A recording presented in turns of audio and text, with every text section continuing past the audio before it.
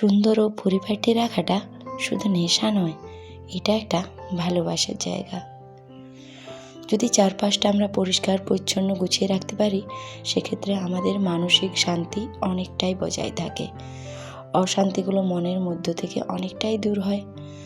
তো সকলেই চেষ্টা করো তোমার চারপাশটা পরিষ্কার পরিচ্ছন্ন ও সুন্দর রাখার। গুড মর্নিং আমার মিষ্টি বন্ধুরা, সকলে কেমন আছো? আশা করি সকলে খুব ভালো ও সুস্থ আছো। তোমাদের সকলের ভালোবাসায় আমিও ভালো আছি।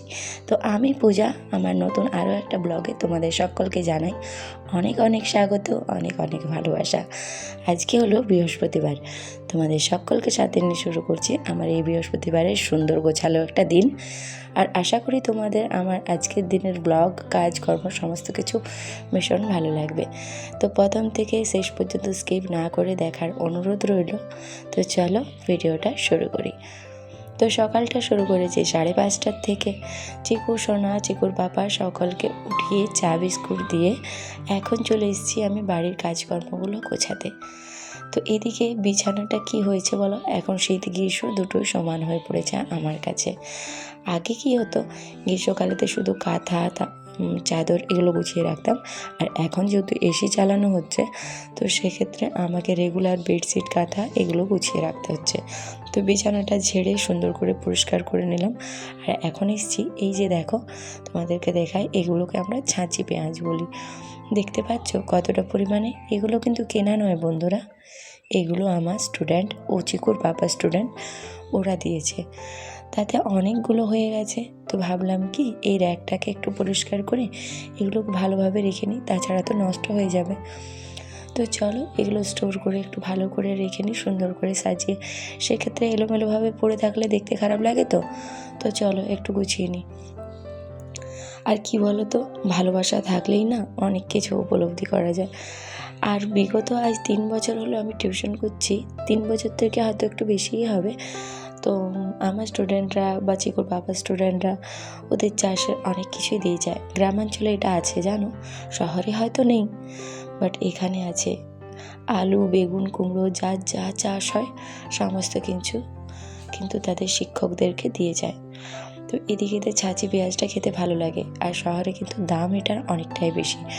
তো সেই যাই হোক, চলো ওগুলোকে আমি গুছিয়ে নিলাম। আর আজকে ভেবে রেখেছি এই কয়েকটা দিন ভিড় ভাড়েতে যে সমস্ত জিনিসগুলো নোংরা হয়েছে বা চারপাশটা একটু অগোছালো দেখাচ্ছে, যেগুলো চোখেতে লাগছে নোংরাগুলো, সেগুলো ভেবেছি আজকে পরিষ্কার করব। কি বলো তো, মনের শান্তিটা কিন্তু ওখান থেকেই আসে। আমার চারপাশটা যত আমি পরিষ্কার পরিচ্ছন্ন সুন্দর রাখতে পারবো, তত আমার মনটা ভালো থাকে। তো চলো এদিকেতে কি হয়েছে, এই যে সোফার কাভারটা ছিল, তোমরা অনেক দিন ধরে দেখছো যে এটা রেখেছিলাম, তো এটা ভীষণ পরিমাণে নোংরা হয়েছে। তো সেই কারণে কি করলাম, এটাকে কিন্তু আমি উঠিয়ে নিলাম। আর আমি কিন্তু সোফার কাভারটা এরপর চেঞ্জ করব, আর এরকমভাবে কাভার দেবো না, একটু অন্যরকমভাবে কাভার দেবো, নিজে DIY করব, সেটা তোমাদের সাথে শেয়ার করব।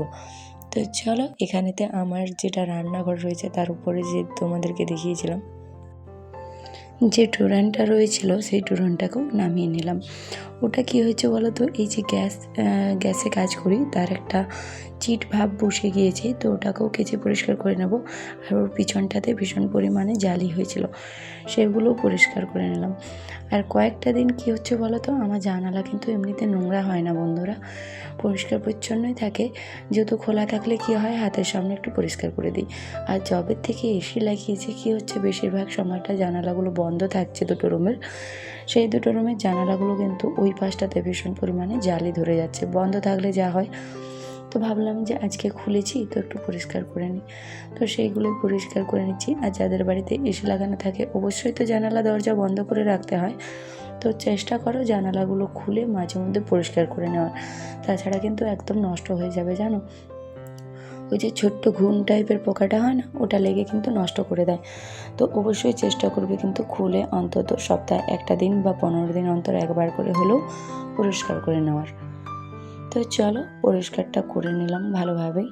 আর এদিকে আমি চলে এসেছি এখন কিন্তু এই যে দেখো আমার যে সেলফে বই রাখা রয়েছে, এই সেলফগুলো কি হয়, এই কাঠের জায়গাগুলোতে না অনেকটাই ধুলো বসে। কাঁচটা আমি পরিষ্কার করেছিলাম কয়েকদিন আগে, কিন্তু কাঠগুলোতে কিন্তু ভীষণ পরিমাণে নোংরা দেখছিলাম। তো ভাবলাম কি সেইগুলোও একটু পরিষ্কার করে নিই, যখন শুরু করেইছি। তো কি বলো, একসাথে কিন্তু অনেকগুলো রুম পারা যায় না, তো আমি একটু একটু করে করি। এই রুমটা একবার, ও রুমটা একবার, এরকমভাবে করতে থাকি। এটা একদিন তো ওটা একদিন। তোমরাও কিন্তু একসাথে কিন্তু সব জায়গাগুলো করবে না, তাহলে কিন্তু পরিষ্কারটা ভালো হবে না। তো চেষ্টা করবে সব সময় একটা রুম একটা দিন করার, সম্পূর্ণ সুন্দরভাবে। এরকমভাবে করলে কী হয়, ভালো থাকে জানো, চারপাশটা সুন্দর পরিষ্কার পরিচ্ছন্ন থাকে। আর তোমরা দেখতেই পাচ্ছ আমার প্রতিটা জিনিস কতটা ক্লিন।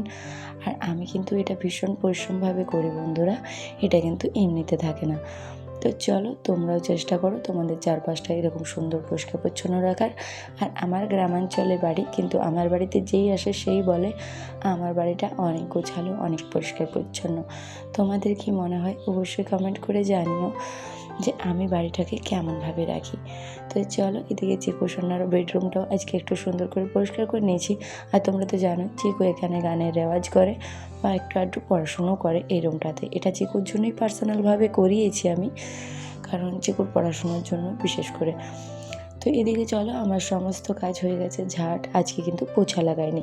আর এদিকে আজকে একটা উপনয়ন বাড়ি রয়েছে। তো একেবারে আমি স্নান টান করে আগে রেডি হয়ে নিলাম, তারপর কিন্তু পুজোটা সেরে নেব। এইদিকে দেখো আজকে আমি একটি সুতির শাড়ি পরেছি। এই শাড়িটা তোমাদের সাথে আমি শেয়ার করেছিলাম যখন চিকুর পাপা আমায় দিয়েছিল, তো ভাবলাম ওটাই আজকে পরি। তো অবশ্যই তোমরা জানিও এই শাড়িটাতে আমাকে কীরকম লাগছে। শাড়িটা সত্যিই বন্ধুরা ভীষণ সুন্দর। সকলে কিন্তু আমাকে বলেছে শাড়ির কালারটা ভীষণ মিষ্টি একটা কালার, আর এই যে ফুলটা করা রয়েছে কম্বিনেশন করে, এটা কিন্তু দারুণ সুন্দর লাগছিল। তো চলো এদিকেতে আমি পুজোটাও করে নিয়েছি প্রতিটা দিনের মতো সুন্দর করে, অনেকটা ফুল দিয়ে পুজো করেছি। তোমরা অবশ্যই জানিও যে আমার কেমন লাগছে ঠাকুরকে এই পুজো করাটা, চারপাশটা দেখতে। তোমাদের আশা করি তোমাদের ভালো লাগবে। আর তোমরা অনেকেই বলো যে বেশি করে ফুল দিয়ে পুজো দিতে ভালো লাগে, সত্যি এগো অনেকটাই ভালো লাগে। তো এদিকে কি হয়েছে বলো তো, ছাদে এসেছিলাম কাপড় জামা শুকোতে দিতে। ভাবলাম আমার এই ক্যাকটাস গাছটা তোমাদেরকে একটু দেখাই, শেয়ার করি। এই গাছটা আমার খুব পছন্দের জানো, অনেক দিন পরে অনেকটা বড় হয়েছে। এটা যখন আমার মা মারা গিয়েছিলেন তার আগে পুজো সমস্ত কিছু কমপ্লিট হয়ে গেছে। সকালে অনেক কিছুই করার ছিল, কাজ ছিল, সেগুলো করলাম, পুজোটা করলাম। তারপর এখন যাব একটা ছোট্ট বাচ্চার এখানে উপনয়ন রয়েছে, সেই উপনয়ন বাড়িতে খেতে যাব। তো চলো খেয়ে আসি। আর চিকু সোনা ব্যাগকে দাঁড়িয়ে দাঁড়িয়ে ভীষণ দুষ্টুমি করছে, কি আর বলবো। তো চলো। তো খেয়ে এসে পরে এই যে আমার কয়েকটা গাছ ছিল, 2-3টে গাছ দেখলাম গোড়াগুলো একটু শুকনো শুকনো লাগছিল, শুকিয়ে গেছে। তো সেই গাছগুলোতে কিন্তু আমি সুন্দর করে একটু জল দিয়ে নিচ্ছি। আর জলটা খুব একটা বেশি দেবো না, কারণ মেঘ রয়েছে আকাশে, যদি আবার বৃষ্টি হয় সেই কারণে। আর এদিকে দেখো অপরাজিতা গাছটা কিন্তু আমার আগের থেকে অনেকটা সুন্দর হয়ে গেছে। আর চলো যেহেতু ভোজ বাড়ি খেয়ে এসেছি, একটু শাড়িটা চেঞ্জ করে নিলাম, চেঞ্জ তো করতেই হবে তাই না। তো এদিকে চলো জামা কাপড় অনেকগুলো শুকিয়েছিল, সেইগুলোই ভাবলাম যে বসে একটু সুন্দর করে গুছিয়ে নিই। আকাশে ভীষণ পরিমাণে মেঘ উঠেছে, ঝড় দিচ্ছে, জানি না বৃষ্টি হয়তো হবে। তো চলো জামা কাপড়গুলোকে আগে সুন্দর করে একটু গুছিয়ে নিই। আর ওয়েদারটা সত্যি বলতে রেগুলার বিকেল হলে ভীষণ পরিমাণে খারাপ হয়ে যাচ্ছে। আর এই দেখো জামার থেকে ঝেড়ে ঝেড়ে কী ফেলছি বলো তো বন্ধুরা, সেই যে তুলো টাইপের যে ইয়েগুলো হয় গাছের, ওটাকে কী বলে আমার ঠিক জানা নেই, ওগুলো এখন ভীষণ পরিমাণে উড়ে আসছে। আর যেহেতু ছাদে কাপড় জামা শুকোতে দিই, সেগুলো এসে কিন্তু ভীষণ পরিমাণে ধরছে জামাগুলোতে, যেগুলো কাপড়গুলো শুকোতে দিচ্ছি সেগুলোতে। তো সেগুলোই আমাকে দেখে শুনে রাখতে হচ্ছে, গুছিয়ে ফেলতে হচ্ছে, তাছাড়া গায়েতে লাগলে হয়তো ওটা চুলকোবে, সেই কারণে। বন্ধুরা এত মানে খেয়ে এসেছি, তারপর থেকে 3টে 3:30 থেকে এত পরিমাণে বৃষ্টি ঝড়, যে কি বলবো, অবস্থা খারাপ। লাইন চলে গেছে, তেমনি বিদ্যুৎ হচ্ছিল একদম, মানে কি বলবো, চারিপাশের অবস্থা ভীষণ খারাপ। আমাদের সামনে বড় গাছটা ভেঙে পড়েছে। তো ওদিকেতে যখন বৃষ্টিটা একটু কমেছিল, আমি গাছগুলোকে মানে জল বারান্দার সামনে নামিয়ে দিলাম, যাতে জল পায় একটু, বৃষ্টির জল। পেয়ে যায়, সেই কারণে আর কি। আর চলো তোমাদেরকে দেখায় আমাদের সামনের গাছটা কীভাবে ভেঙেছে। এক তরফ থেকে বন্ধুরা গাছটা ভেঙে কিন্তু ভালোই হয়েছে। কি বলো তো, বাড়ির সামনে না এত বড় বৃহৎ বৃক্ষ রাখাটাও উচিত নয়। আর আমাদের অনেকটা সমস্যা রয়েছে, যে কারণে আমরা এই গাছটা কাটতে পারি না। বিভিন্ন রকমের ঝামেলা, পারিবারিক সমস্যা রয়েছে অন্যের সাথে, তো সেই কারণে গাছটা আমাদেরকে কাটতে দেয় না। তো যাক, ভালো হয়েছে। আর যেটা মেন ডাল ছিল উপরে আসল, সেটাই ভেঙেছে। আর সত্যি বলতে কি, আর একটু হলেই না চিকুর পাপার যে স্কুটিটা আছে সেই স্কুটিটার উপরে পড়ে যেত। পাশে স্কুটিটা রাখা ছিল। তো যাক, যা হয় ভালোর জন্যই হয়। আর এদিকে দেখো, আমার গাছগুলো কিন্তু জল পেয়ে কি সুন্দরভাবে যেন, তো সমস্ত গাছগুলো আমি একটু সরিয়ে নামিয়ে দিয়েছিলাম যাতে বৃষ্টির জল পেয়ে যায়। এখনও পর্যন্ত কম কম পড়ছে বৃষ্টি।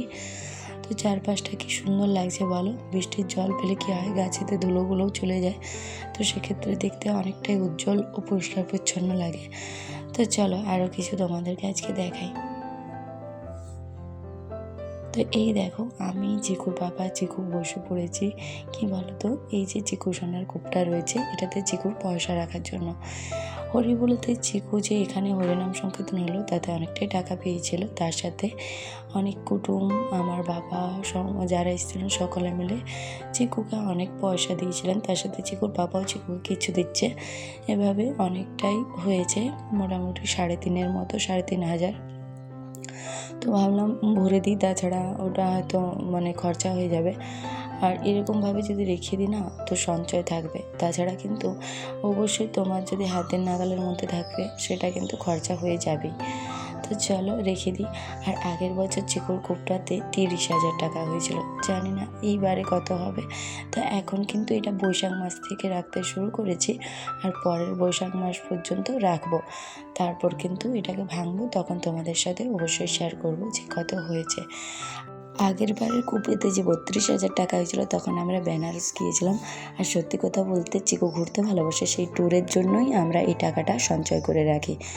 কী হয় বলো তো, যদি একটু একটু করে সঞ্চয় করে রাখি না, সেই সময় না অতটা মোটা টাকা বের করতে হয় না, একসাথে কিছুটা টাকা অ্যাড করলেই হয় ওর সাথে। তো এভাবে তোমরাও কিন্তু সঞ্চয় করে তোমাদের মনের মতো জায়গায় ঘুরতে বা নিজেদের শখ ইচ্ছে পূরণ করতে পারো। তো এদিকে চলো, আজকে রাত্রের খাবার বলতে রুটি আর ডাল করেছি পাতলা করে, কারণ চিকুর পাতলা ডাল খেতে ভালো লাগে। তো চলো, আজকের ভিডিওটা আমি মোটামুটি এখানেই শেষ করছি। আর তোমরা কমেন্ট করে জানিও যে আজকের ব্লগটা তোমাদের কেমন লেগেছে। যদি ভালো লেগে থাকে অবশ্যই একটুকু লাইক করে দিও ভিডিওটাতে। আর যারা নতুন থাকো আমার চ্যানেলেতে আসছো, তারা অবশ্যই একটু সাপোর্ট করে পাশে থাকবে। তো চলো, দেখা হচ্ছে পরের ভিডিওতে। সকলে ভালো থেকো, সুস্থ থেকো, আর সকলকে অনেক অনেক ভালোবাসা এভাবে পাশে থাকার জন্য। গুড নাইট, শুভরাত্রি।